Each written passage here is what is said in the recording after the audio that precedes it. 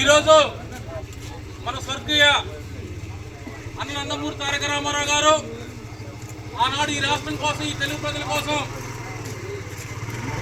పడుతున్న ఇబ్బందులు చూడలేక సినీ రంగాన్ని ఒక రారాజులు ఏలుకున్న సమయంలో ఈ రాష్ట్ర ప్రజానికానికి, ఈ తెలుగు ప్రజలకి ఉద్దేశంతో ఆ రోజు తెలుగుదేశం పార్టీని స్థాపించి ఎన్నో కార్యక్రమాలు తీసుకొని అతి తక్కువ సమయంలోనే ముఖ్యమంత్రిగా ప్రమాణ స్వీకారం చేశారు. అనంతరం ఈ రాష్ట్రంలో ప్రజల కోసం, ఈ రాష్ట్రం కోసం ప్రత్యేక గుర్తింపు తీసుకొచ్చి ఈ భారతదేశంలోనే కాకుండా ప్రపంచ దేశాల్లో కూడా తిరుగులేని మనిషిగా ఆనాడు మన నందమూరి తారక రామారావు గారు ఒక వెలిగారు. ఆనాటి నుండి ఈనాటి వరకు కూడా నందమూరి తారక రామారావు చరిత్ర అంటే ఈ దేశంలోనే, ఈ ప్రపంచంలోనే ఒక ప్రత్యేకత ఉంది.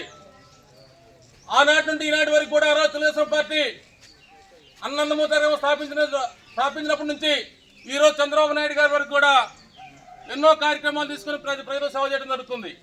ఈరోజు మన నందమూరి తారక రామారావు గారి పుట్టినరోజు వేడుకలు ఇంత ఘనంగా జరుగుతున్నటువంటి పురుషోత్తపట్నం గ్రామం